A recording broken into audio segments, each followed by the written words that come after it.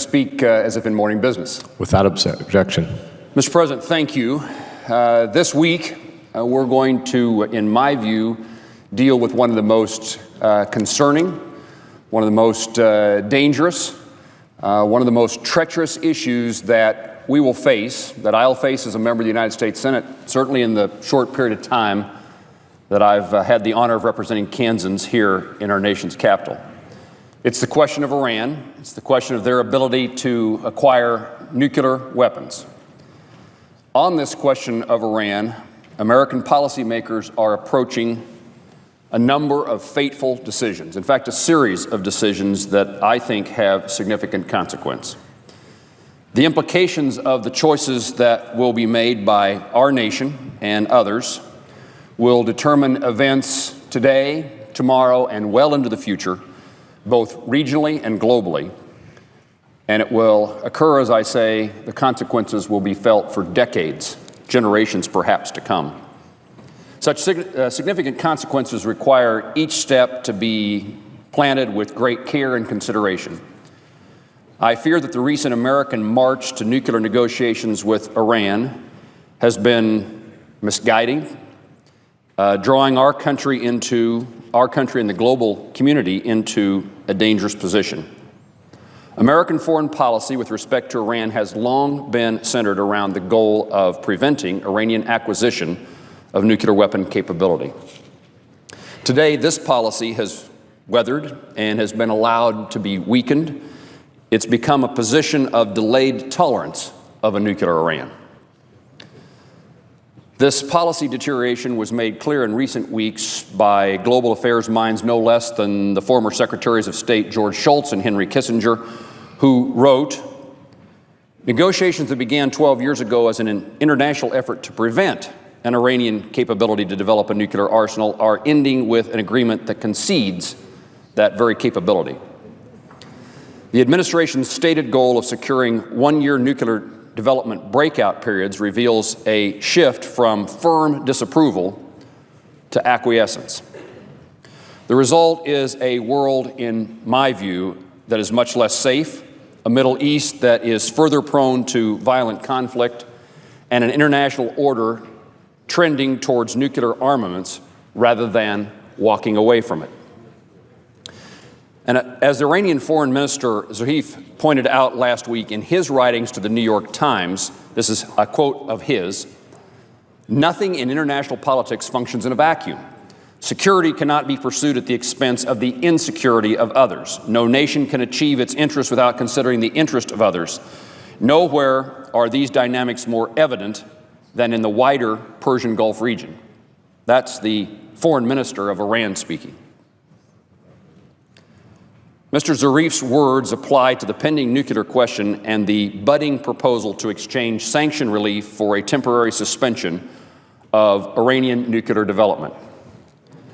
The decisions made by Iran and the P5+1 participants in these nuclear negotiations are being considered and acted on, responded to by others in the region, others around the globe.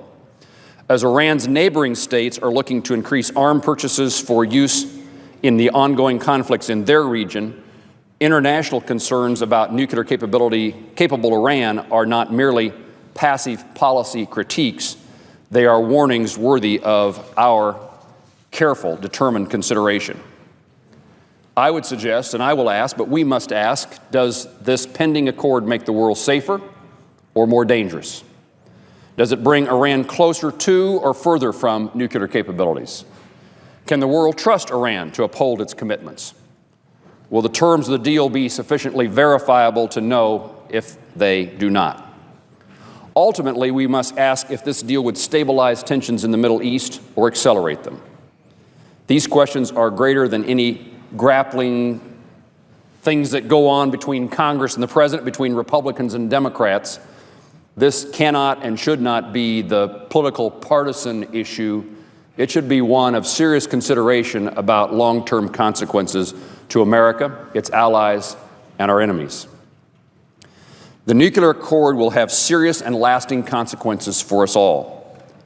It is important upon American leadership to guide these efforts in the safest possible direction. In my view, our trajectory to date has been uncertain. In response, Congress has insisted, rightfully so, that it oversee and participate in the process, especially any decision regarding the lifting of sanctions. The President's efforts to ignore or sidestep legislative branch's constitutional role in foreign policy is troublesome.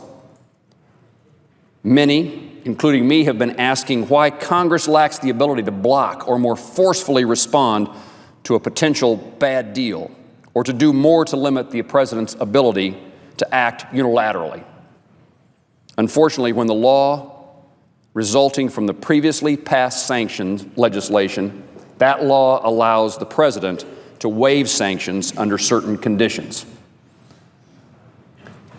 The legislation that we passed, let me say that again, the legislation that we passed over a period of time, and I'm a member of the Banking Committee involved in this legislation, it allowed a president, this or other president, to waive those sanctions under considerations of national security. What we've regrettably discovered is that Congress provided way too much flexibility to a president too willing to ignore the concerns of the legislature, too willing to find a reason to waive the sanctions. But there remains reason of hope that Congress will play a constructive and important part in this matter. Despite opposition from the White House, bipartisan efforts led by the Senate Foreign Relations Committee Chairman Corker has produced legislation providing for a congressional review process. The bill had broad bipartisan support, and perhaps that makes it impervious to President Obama's initial threats of a veto. Any increased role by Congress is welcome from my perspective, and for too long Congress has deferred to executive action when it comes to foreign relations and foreign affairs. Not just this Congress and this president, but many Congresses and many presidents. In my view, Congress has failed in its constitutional authorities to oversee a president's foreign policy efforts. So this increased role for Congress is welcome. And for anyone who is skeptical of the framework released by the State Department in early April or curious about what the parameters might look like in a final deal, Congress will now have the ability to see, to know, and to let the American people, in fact, the world, know what these agreements might contain. After passage of the Iran Nuclear Agreement Review Act, this legislation that we will be considering this week, if it passes, and in the case that a deal is ultimately struck, an agreement is struck by the June 30 deadline between the administration, the P5+1, and Iran, Congress will have 30 days to review that agreement. My point in being here today is as we begin late last week and early this week to consider this legislation. My point in being here at this stage is to indicate, while I wish there was more opportunity for congressional involvement in the process, what the committee has presented us gives us the starting point, the beginning point, and the opportunity to fully explore what the administration has been negotiating in secret. I've attended the meetings in which so-called classified briefings. Hard to leave those meetings with an understanding or an appreciation or more knowledge of what is in the potential agreement with Iran than before I walked in the door.